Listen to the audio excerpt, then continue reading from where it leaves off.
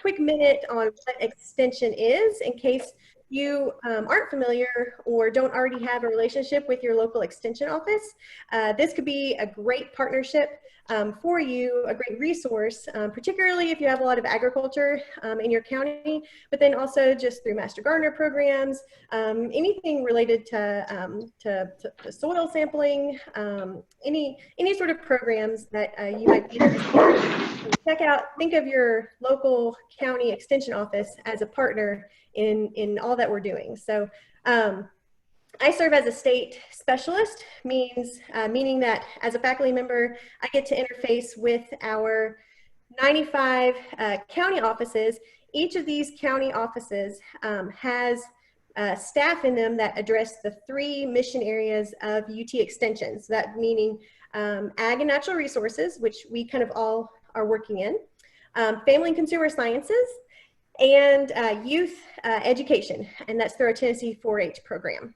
So the county that you are sitting in right there, there is somebody there at the local office working on ag and natural resources. And when we say agriculture, the definition that we like to use over on the Ag Campus for agriculture is really, everything. It's natural resources.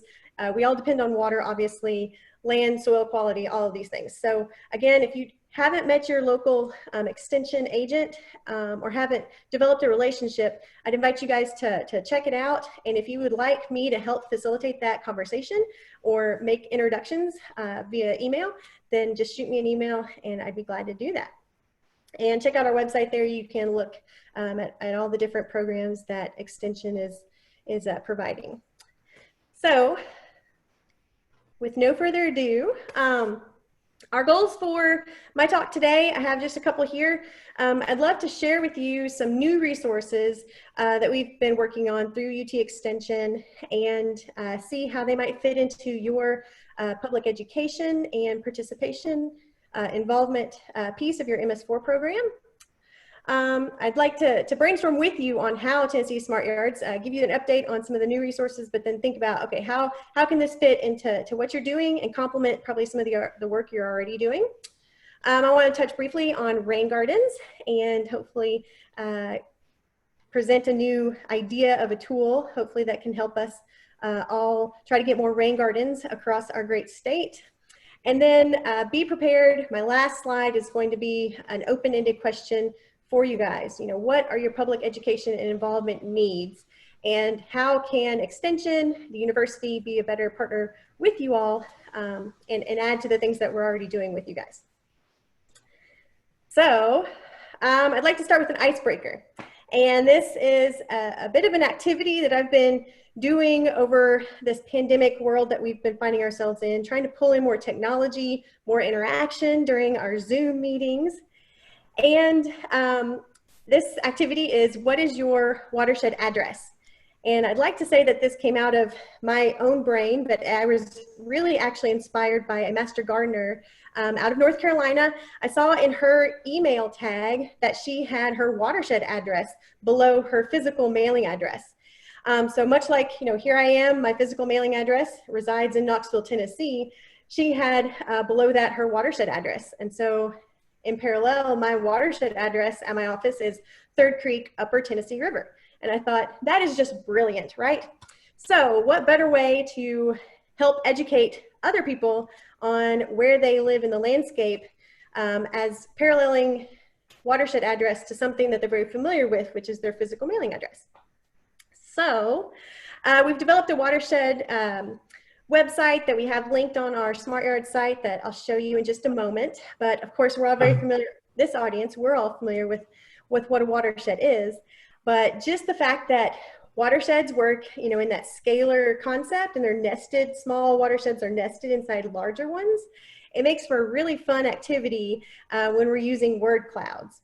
So combining these two things, I hope you guys will join me in this little activity. So I warned you about your smartphone, so maybe grab your smartphone, and if you've got one of those fancy QR code readers, point it at the screen, and this will send you to a watershed map that I created and put out there for my agents to use, but really for anybody to use, and I'd love it if you guys could use it. in your programs. But this is going to pop up and the link, you could also just old school type it into a browser, of course. So the link is tiny.utk.edu/watersheds. And that's going to be on the next screen too. And hopefully you will find yourself taken to this map. And since you guys are very familiar with watersheds, you'll probably notice right off the bat that you're looking at the hydrologic unit code HUC 12 level watersheds here across Tennessee. And when I'm doing this program with master gardeners or 4-Hers, I'll explain to them that they can find their address using 3 different ways, of course. So you can search for your physical address in the search bar, or you can use that little geolocate button over here in the far left if you've got your location sharing on. And then finally, you can just use the zoom features that are in your browser too. So zoom into where you are and find, if you click on the screen, if you use the locate button, you might have to zoom out actually because it takes you really, really far in. And when you click on that screen, a dialog box is going to pop up and it's going to tell you your HUC 12 name, and then it's going to tell you what major river that flows to. So what tributary, what major river your creek is a tributary to. So I like to call this our watershed address. So you've got your creek and your major river basin. So taking this into the word cloud activity, so write those down, or if you already know them, most of us probably already know them, but write those down, keep those in mind. And I would like to know what your watershed address is. Whoop, here we go. So pull out a text message box, or again, another browser window. Let me move my little zoom bar here. Okay. So there's 2 ways to tell me what your watershed address is. So you can either go to that polev.com/aludwig001, or you can open up a text box, and the number you're going to send the text message to would be 22333, and then put in the aludwig001, and then a space.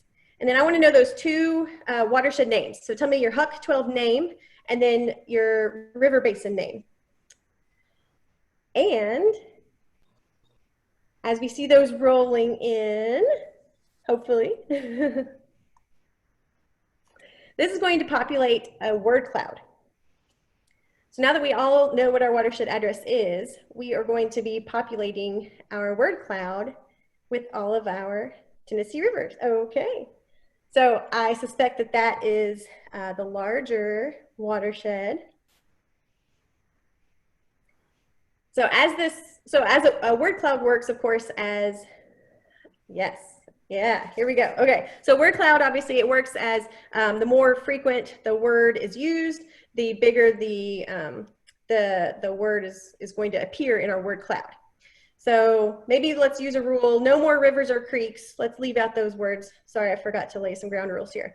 But you see our word cloud starting to be populated with all sorts of small tributary names, and I start to see the word Tennessee, well, and river and creek, of course, becoming a little bit bigger here. And if we kind of let this go on for a little bit, oh, it looks like we got a HUC 12 number there. That's good.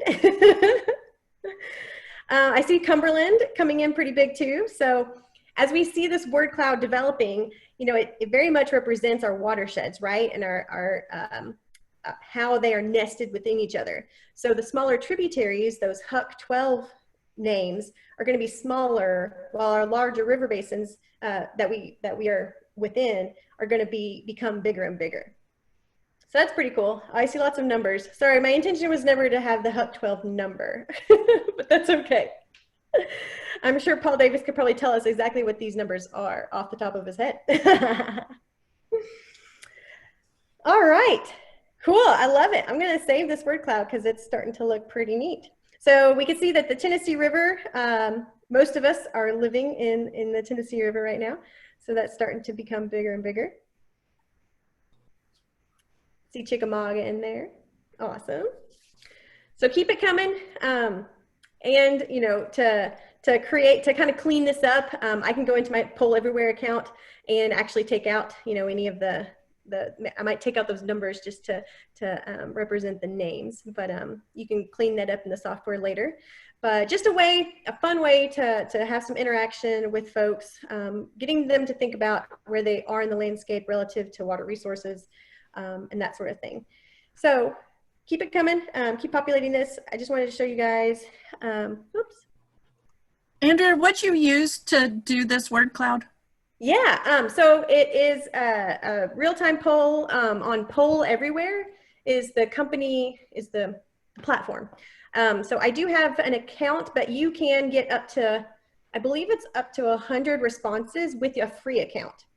And if you want more than that, you might have to invest a little bit into an account. But a free account will get you more than what you need probably for small groups. And you can reset it anytime, so you can just reset it with each group that you have. So that's one way to do it if you want like real time. Another way that I've done it with 4-Hers when I don't necessarily want to bring in this much technology would be that they either tell me and I write it down, and then I just put it into a word cloud generator, or if you're in person, you can in theory have them write it on the board or come and enter it into a box as well, and then use any sort of word cloud generating website that you find on the internet. Cool. Okay, so, and I have some instructions actually, so don't think you're on your own here. So here's a word cloud, since ours worked out great, but I just wanted to make sure that I had an example here. This was one that we produced with some Tennessee Master Gardeners just a couple weeks ago, and we had about 3 different counties represented here, 2 of which were out in West Tennessee, so you can see the Fork of the Deer River coming through strong on this word cloud. But again, just a fun way to see smaller tributaries feeding that larger river system. And kind of going back to that inspiration that I got from the Master Gardener in North Carolina. So you might have noticed by now that at the end of my emails, I actually include these watershed addresses for my home and my office in my email tagline. So I'd invite you to maybe consider doing the same. Just again, every bit of public education that we can throw out there in front of people, the better, right? And it's kind of picking up. This is one of my colleagues in the American Ecological Engineering Society who picked it up from me, actually. So I picked it up from North Carolina, Master Gardener, and now hopefully we're all kind of compounding our efforts here. And I also do have the water quality assessment layer in that same map. So if you want to bookmark that tiny map, the tiny.utk.edu/watersheds, and use that, you can turn it on as a layer in that map as well. So you can use it for all sorts of different educational programs. And then on our Smart Yards website, we do have a website watersheds page where we step through, what is watershed, talk about the watershed address, use the map for Tennessee watershed addresses. And then right at the bottom of that, I've got a couple pages that kind of outline the instructions on using the watershed map, as well as creating a Wordle, generating a Wordle with an audience, with a group. So check that out sometime. And that's just my first offering of kind of educational tools, particularly with technology tools that we feel like that we are in such high demand right now. So I just wanted to throw that out there first, and thank you guys for participating. I'm going to save that Wordle and use it in my next talk. So again, first example of an activity that we can use for public education. And kind of circling back to Tennessee Smart Yards and how it might work for you in terms of your public education involvement goals. So broadly, why are we thinking, why public education? Why reaching out to homeowners specifically, and why right now? And I'd like to throw out a couple arguments real quick. I know that we all are forced to in our permit. So, but beyond that, a lot of our land in Tennessee is privately owned. Nearly 86% of the land in Tennessee is privately owned. That puts us kind of right in the middle of the pack in terms of all 50 states. Over 3 million acres of our land in Tennessee are developed. And much of that, as you can see in these 2 graphics to the right, is in residential property. So the residential property is in yellow in these graphics from the Comptroller's office. So, I would suggest that residential property, citizens who own this land in your MS4, they carry a great deal of of weight and power when it comes to what happens in our watersheds, the types of activities and practices and land uses that occur in these residential spaces. These homeowners have a lot of power collectively in making a difference in water quality and the way that our land is treated in our jurisdictions. So it's a great audience to try to get the word out to, right? 3 out of every 4 Tennesseans live in an urbanized area. I know a lot of us think of Tennessee as having vast rural expanses of land, but when it comes to the people, we live in cities, and you guys as MS4 operators know that better than most. But it's a huge audience, and one that again has a lot of power over how the land is treated. And this is a ready-made audience that potentially has a lot of money to invest in some good activities in the landscape. So looking at a house survey of over 26,000 homeowners in 2018, they found that the median outdoor renovation project in the United States was over $5,000. The average on landscaping updates every year is right around $500. And they reported that 1 in 6 of those survey respondents completed their outdoor projects to address flooding and storm damage, which is kind of right up our alleys, right?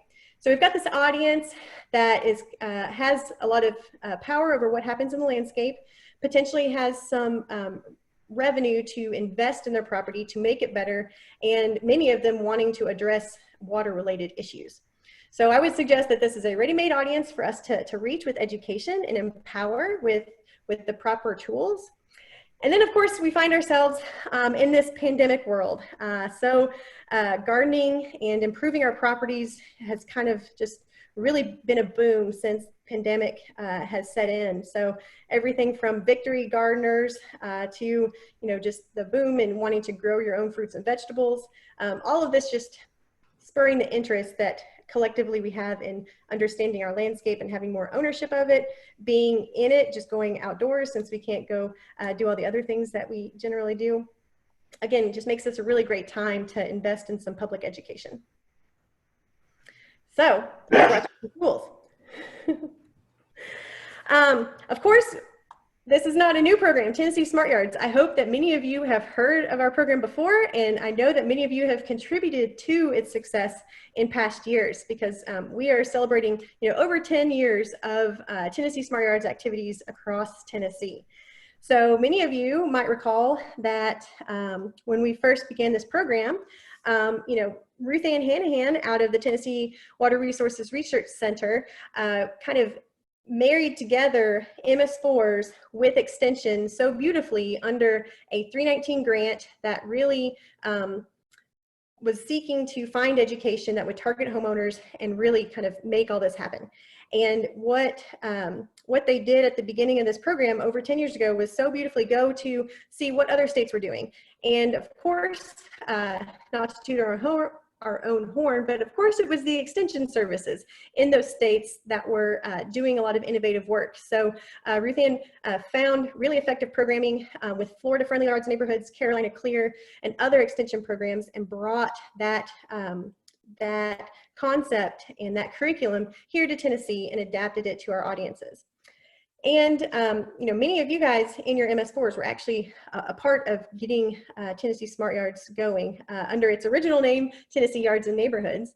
And over the years, we've revamped it into the Tennessee Smart Yards brand.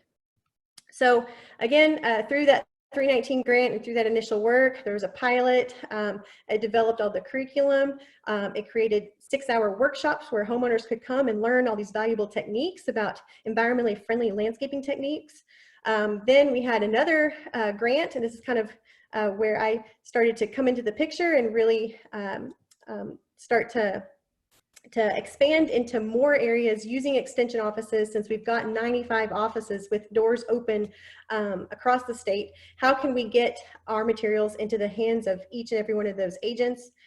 And here we are finding ourselves today in this pandemic world, moving a lot of our curriculum and efforts to online platforms so that we can really get education into every Tennessean's hand just from the comfort of their own home, so they can learn at their own pace and implement great practices, you know, as they see fit when they can. So really just trying to make it versatile, but also allowing us the opportunity to get more metrics out of this. Since we're going to be online, we can maybe have more of I was going to say a paper trail. That doesn't make sense, but more of a way of accounting, digital paper trail. So here we are. The first question that might come to mind for those of you who might not know smart yards as well is, what is a smart yard? What am I talking about? So I thought I would take just a moment and explain what that is. So we call a smart yard is one that was in tune with the local environment for the benefit of both people and our ecosystem. And the way that, that we do this is we teach on practical, sustainable landscaping practices that people can implement in their everyday landscaping.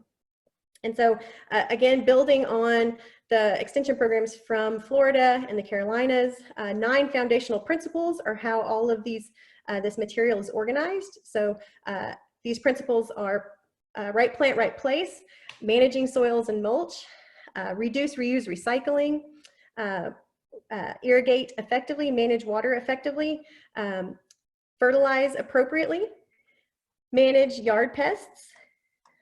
Sorry, my little boxes are getting in the way here. Reduce and manage stormwater, which is all of our wheelhouses right here. Provide for wildlife, and finally, protect water's edge. So kind of under this organizational realm here, we've got 9 foundational principles where we are trying to get folks to implement sustainable actions.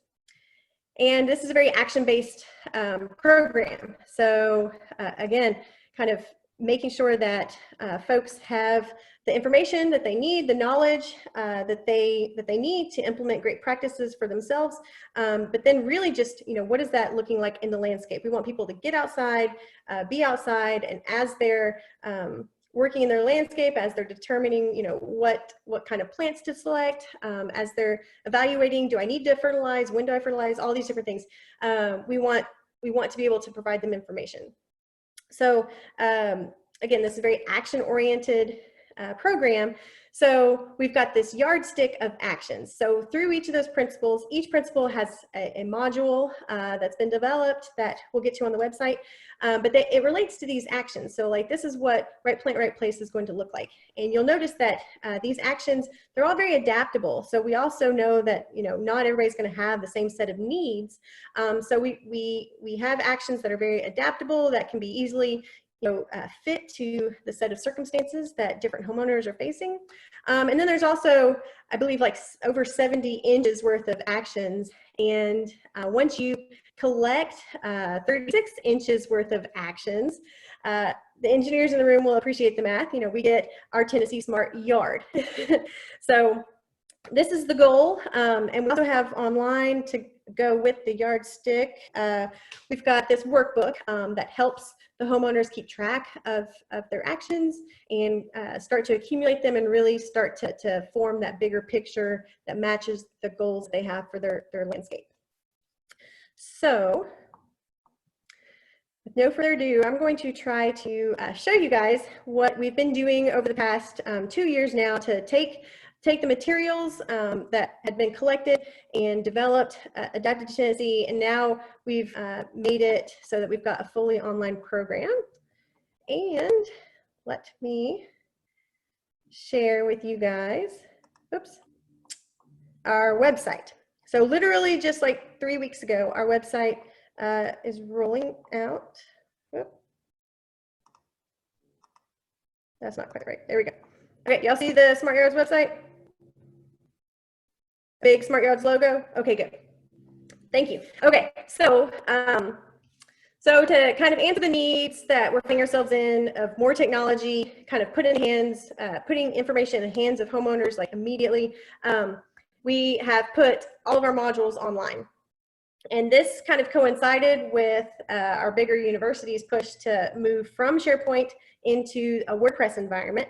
And so this was really kind of a great timing to get everything more streamlined and put everything up on a website where folks can access modules that are presented by UT Extension professionals and certify their landscape right online at their own pace.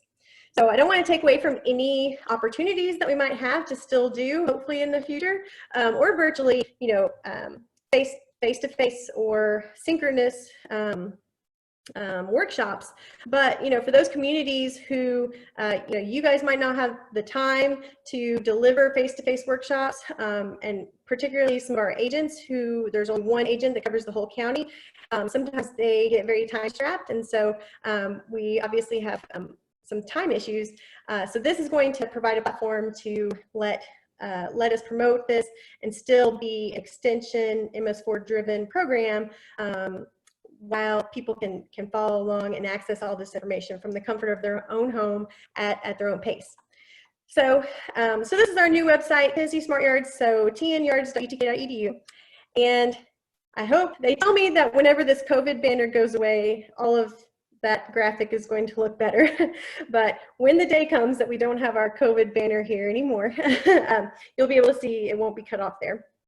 But this is what the new platform looks like. And right in the middle there, that is where you would click to get started into our 9 modules.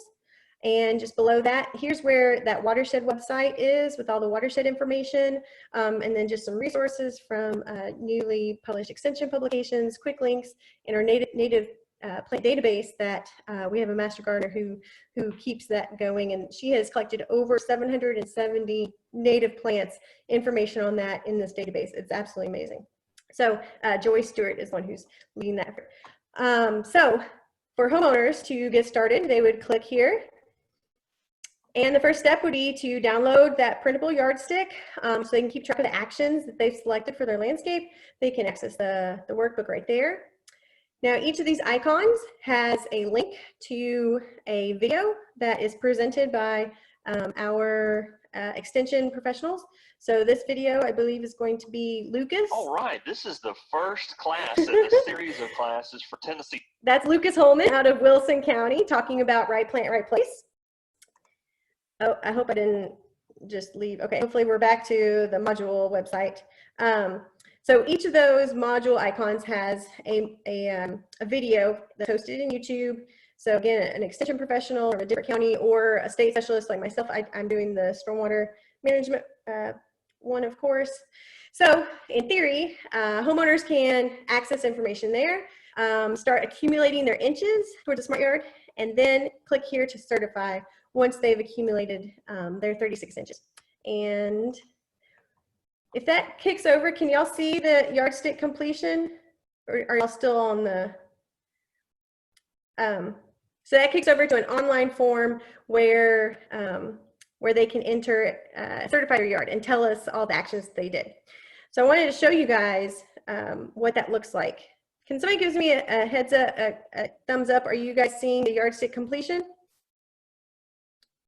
Yes. Okay, great. Okay, so so once they go to this site, they will tell us what they did. They get that lovely, Katie Welberg has been our graphics designer for many, many years now, and so she's created this lovely graphics for us. And then they will tell us a little bit about themselves. And here is where we can start to get into some metrics that might help us evaluate and start to accumulate, how many smart yards are in my jurisdiction? How many smart yards are there in the county or across the state? And so we've got all the counties listed in here. And if need be, we can start to add particular MS4s in here. Right now I've got it for counties for our extension professionals to report, but we can work with that there. What size is your property? So we can start to get some metrics on the acreage that we have impacted with our education. And then here they can tell us, what types of practices made sense for them. What did they pick? And then we can start to see what is most commonly used practices.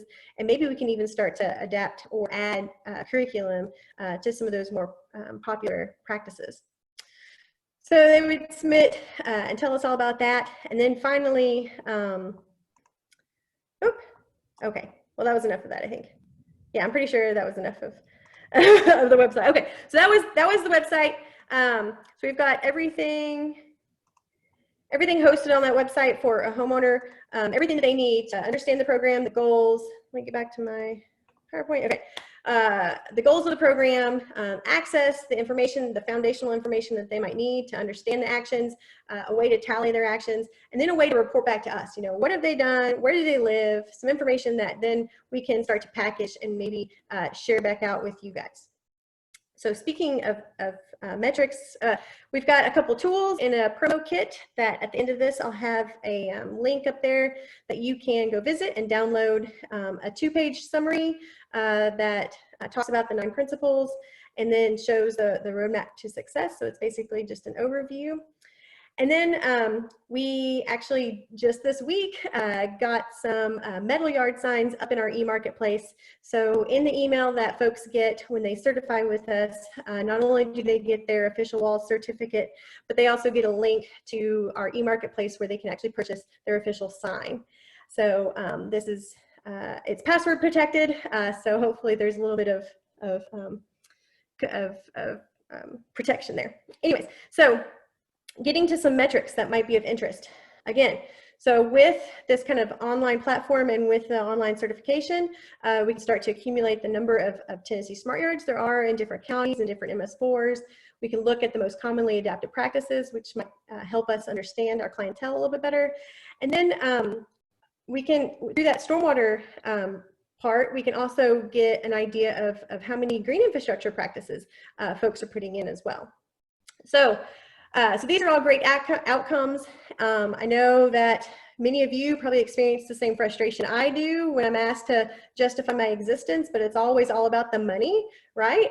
So I just wanted to share with you guys a little bit of an example of what we do with our Sustainable Landscapes work group in trying to get to that endpoint of what is the economic value here. So there was a publication put out by Virginia Cooperative Extension that showed that property value increased 5 to 12% with an increase in landscaping. And as you can imagine, many of our smart yards, many of those actions has to do with planting natives, improving your space using plants. And so I don't think it's too much of a stretch to say that smart yards are improving the landscaping. So we can use that value. We look at, and again, this is all very voodoo math, so I'm not a proponent for this, but when we have to justify our existence using money, this is what we do. Looking at average home values, whether it's in your jurisdiction or across Tennessee, was $165,000. At least in our work group in 2019, through extension work group, we had 1,308 properties that were improved with our practices. And so we can start to, get a number that we can start to report back to folks, trying to ask us, well, what value are we getting? What is the economic value of this type of work? So I wanted to kind of step through that with you guys and show how these outcomes can be directly linked into this type of accounting, given some of the cited literature here and some assumptions, of course. Okay, so real quick also, when we do smart yard programs, a lot of times we try to focus on rain gardens, of course. And just this past March, I did a rain garden program in Oak Ridge at our Arboretum at one of our new rain gardens. And I had the question, and this wasn't the first time I gotten the question, but it kind of hit home during this workshop. Someone asked me, well, how many rain gardens are there in Tennessee? And when I got this question, I was like, oh, I really wish that I somehow knew what this answer was. And so I'm kind of throwing this back to you guys as a larger community who might be also interested in this type of thing. And it occurs to me when I'm doing rain garden workshops at a residential scale, trying to get folks to adopt them like on their private property. So, that's much different than if we're working in a public space, if we're working with the library, or if we're working at a bigger scale with a subdivision or a greater master plan. And I feel like this group, especially kind of this target audience, has different needs. And for what it's worth, like the needs that I've kind of heard over and over again of future rain gardeners, folks who are really excited about the idea of a rain gardener, a rain garden on their property, but they don't know where to start yet. You know, they're looking for more residential scales examples. So not necessarily point them in the direction of the park where there's big Green Street projects or a huge bioretention demonstration, but you know, something that's smaller scale that can actually fit into their kind of frame of reference, like a downspout garden or a edge of property rain garden. So more residential examples. Of course, a list of service providers. I know that many of you guys have probably been working really hard on this, but is there a way that we can put this all together collectively in a statewide database, if not only for me, but you know, for the greater good. And then also just like a little bit of confidence, because this can kind of seem like a lot of work and digging and keeping water on the property. So just confidence through examples that, you know, this is not going to cause a major issue if done correctly, right? And I think we get that confidence instilled in our homeowners when we have those residential scale examples. So I guess I'm kind of posing this as an opportunity for all of us. I've put together a start of a database, and like I said, I'm sure all of you guys have databases of your own, but if you guys would be so inclined, I'd love to maybe tap into some of those and collect the examples that would fit this audience of residential scale into an online platform like this. I'm going to try to do one more thing. Technology is working really well. So let me go to my browser one more time. Oops, that's not it. There we go. And share with you guys just my suggestion on what this could look like. Oh, there we go. Okay, so here's Rain Gardens of Tennessee, a virtual tour to share ideas and experiences among our watershed stewards. So we've got people who are interested in rain gardens. How can we show them, you know, different applications across the state? And so I'd love to be able to populate a map like this. Here I've got Share Your Rain Garden Story, which goes to another online form where people can kind of log or register their rain garden with us. And, you know, I'd love to be able to populate this with little orange dots all across the map and then pull up an example rain garden in wherever they might be. So here's our Research and Education Center. We've got a residential scale rain garden in Jackson. And just for y'all's information, there's my own personal rain garden that I put here in South Knoxville. Don't criticize me too much. It's a work in progress, like all of our rain gardens are, right? But just kind of throwing that out there. So if you guys are interested and you think that this might be something that could help really tell the story and share ideas among folks who are coming to smarter programs or even just other rain garden programs, you know, just let me know, shoot me an email. And then I've got this connect with other rain gardeners. Let me click on that real quick. And this is my first attempt at kind of crowd sharing. How can we crowdsource? We've obviously got those residents, those citizens in our jurisdiction who've, you know, done rain gardens 10 years ago or 20 years ago, and they would be great teachers. So how can we harness some of that energy and get into a social media platform?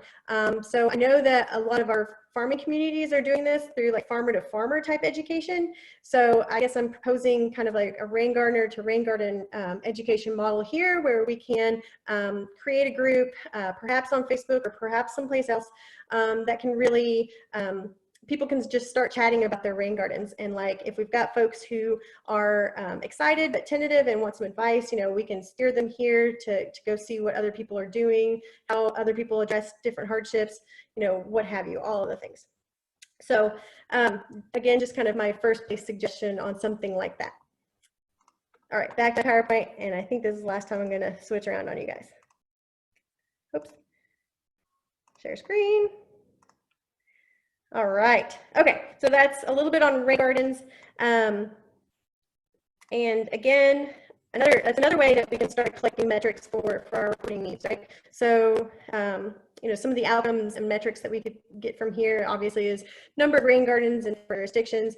But again, kind of leveraging the community's interest and community's experience through a crowd shared social media type platform.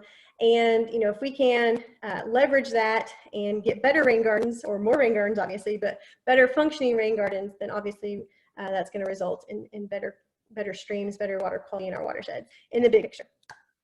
So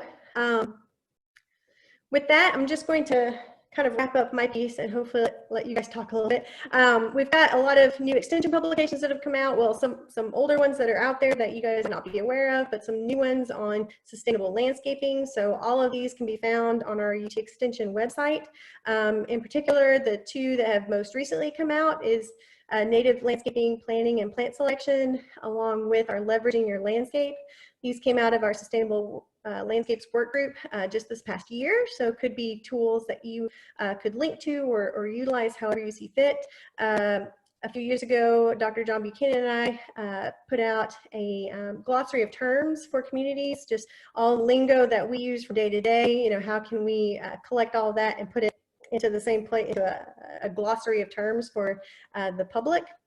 Rainwater, your liquid asset, something that Ruth Ann and I published quite a while back as well, but just steps a homeowner through looking at their landscape like a raindrop would from the sky, differentiating between pervious and impervious, and even making a map. So I think we envision this as always being perhaps maybe the first place if you get a homeowner call that is experiencing some water issues, some stormwater issues, which I'm sure you all commonly get, and you want to proceed with the conversation, maybe ask them to look at this publication, draw a map, and then maybe scan it over to you so you can not only get an understanding of the issue, but also get an understanding of where they're coming from, and at least know that they've gone through this publication so they can differentiate for themselves, put in some front work and some front understanding on the conversation.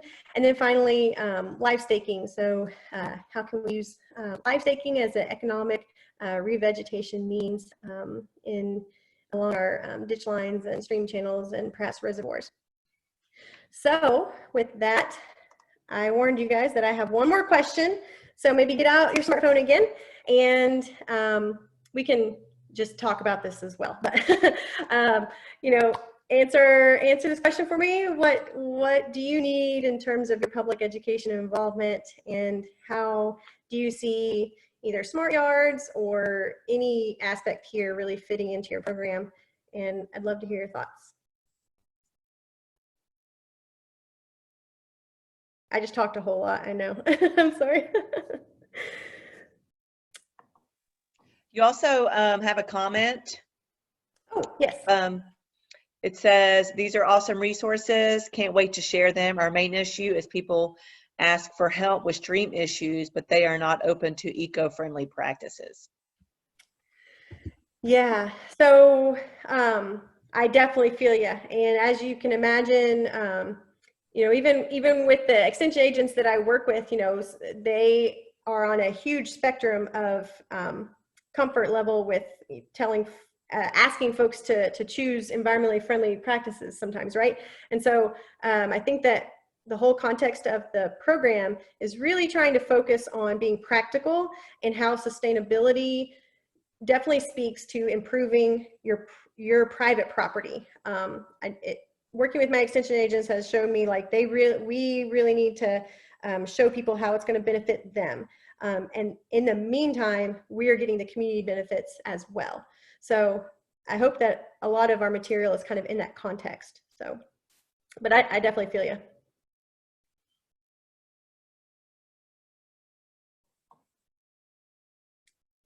So this poll question will be up there. So if like you guys want to, yeah, I was just going to go to I have some acknowledgements and a website on my last slide, but okay, this is great. Continuing maintenance.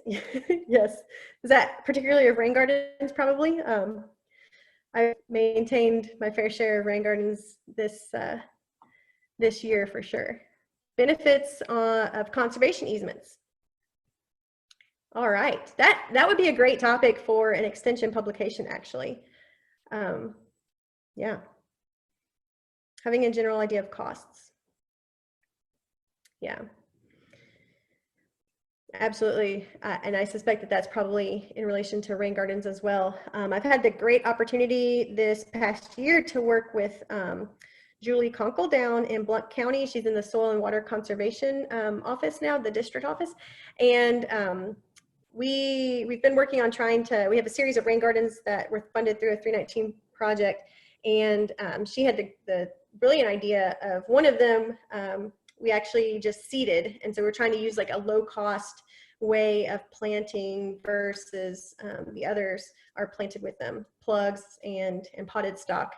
But yeah, just trying to demonstrate low cost options. Absolutely.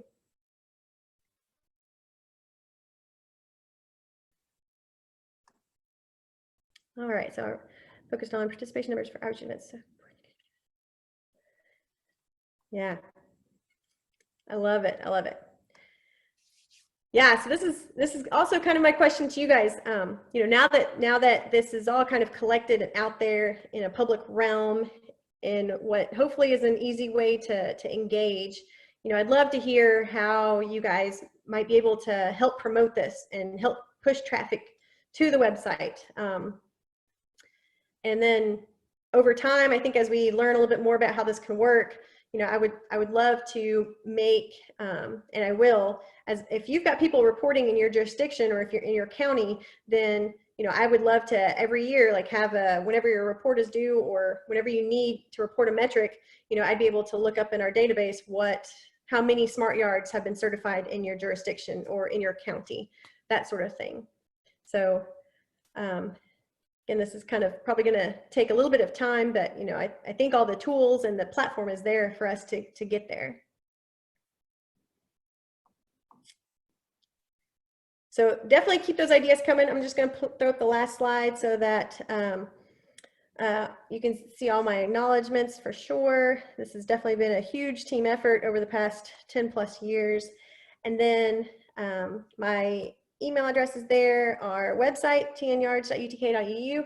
And then I've put some resources, just a 2-pager summary, mainly for printing.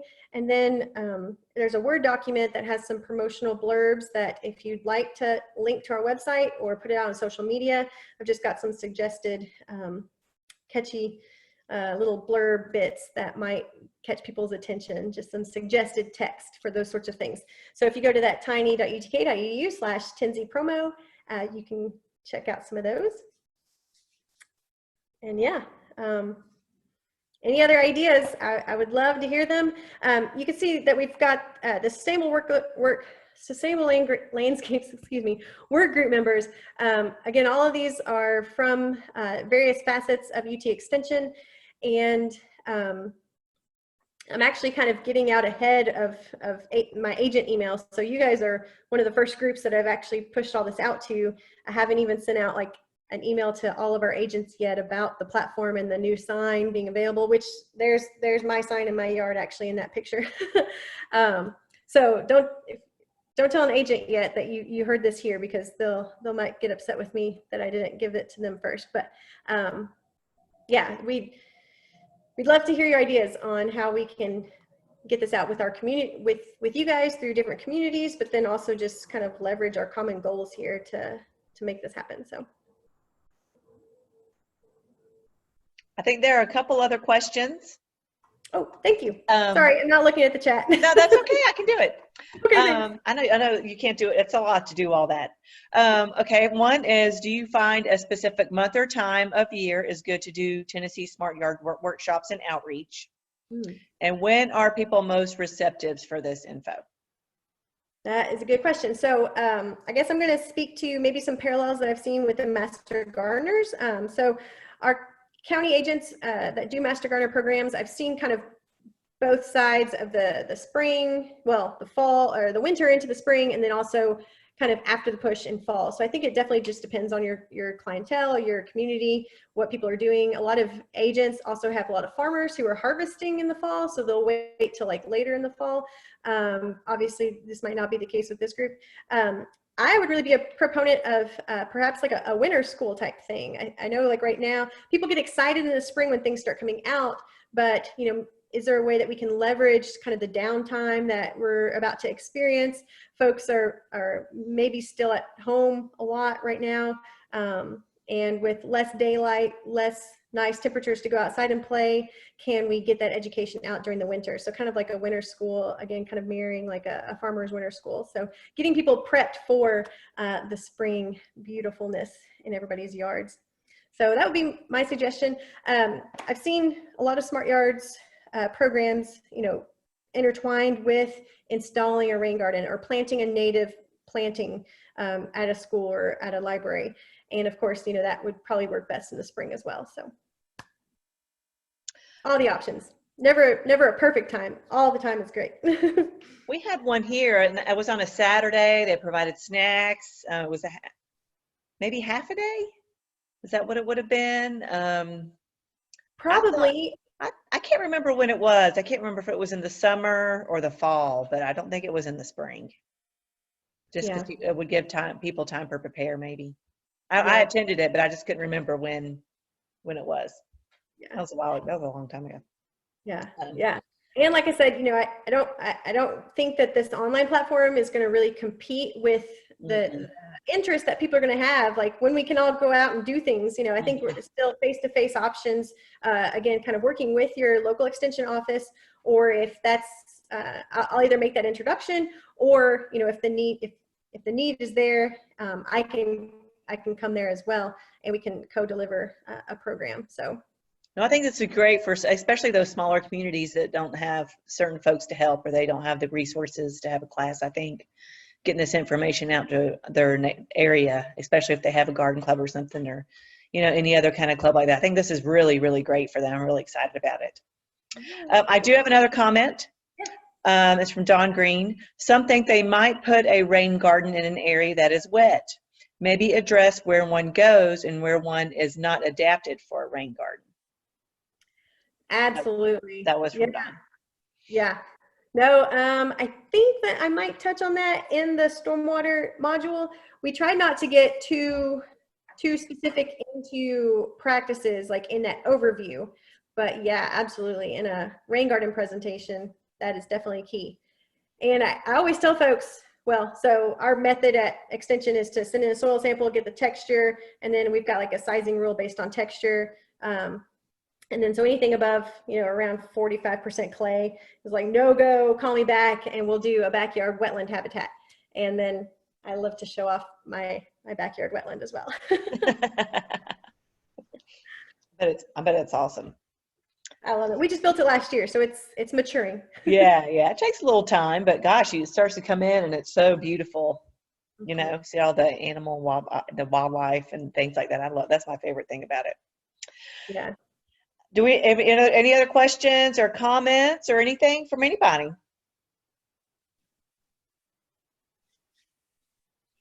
It is great presentation, great information. Would you have staff available to present outside of your area? Well, okay, so my area is literally the state of Tennessee. So, I mean, I just kind of balance the needs here. So, you know, right now I'm at a place where like I am happy to travel. I was told very early on when I started this position that I do not go to a place until I've like reached out to the local extension agent. So that would kind of be the chain of command, if you will. So I would check out with our local county office who the agent is. I've probably already met them and have relationships. So I'd kind of check with them first, and then between either that person or myself, we would love to work with you. So I said thank you. Sounds great. Is there anything, Andrea, that you would like for me to send out? I will send out everyone's PDH certificate when we get off of here. Is there anything else that you would like for me to send along with that? How about, can I wrap this up in a PDF and send it to you? No rush. Yeah. Just whatever. I just no rush on getting that out. So I'll just wait to send anything until I get something from you to send out to everybody. There's lots of pictures, but I'll condense it and try to make it small-ish. Okay, awesome. Anybody else have any questions? Just verifying, this is Helen Morris, just verifying that we can share all of the info on the website through our MS4 page. Yes, absolutely. Please link to it and put it everywhere. That is our intent for sure.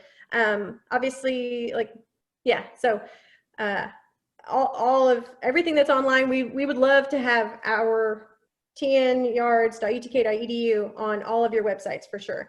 And then if there's something in particular that if you'd like to create a flyer that's more specific to your group.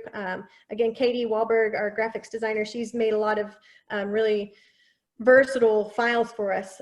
So as long as I'm working with you, like I'd be happy to make something a little bit more specific for your MS4 as well. But yeah, please link away. And I actually shared her her information, just her link, because our ad for the social media program this month was about rain gardens. And so I had shared her Smart Yard link on there just to try to get folks more information about that as well. So I would say that would be something if you guys have a social media person who's sharing information and needs some, stormwater stuff, that would be something good to share on maybe Instagram or Facebook or things like that to link back to her site. So just keep that in your pocket if you ever need, things like that. Oh, and Helen says that they send out a flyer for property bills. So maybe a 2021 mail out, and she'll get in touch with you about that, Andrea, as well. I always say any way to get this information out to the residents is just something fun and different, and maybe a positive, especially if it's on their bill and different things, because they're used to getting everything so negative, I mean, that they think it's negative, even though maybe not always be, but you know what I'm saying? Something a little bit more positive, I think, would be really nice. Yeah. Anything else, anybody?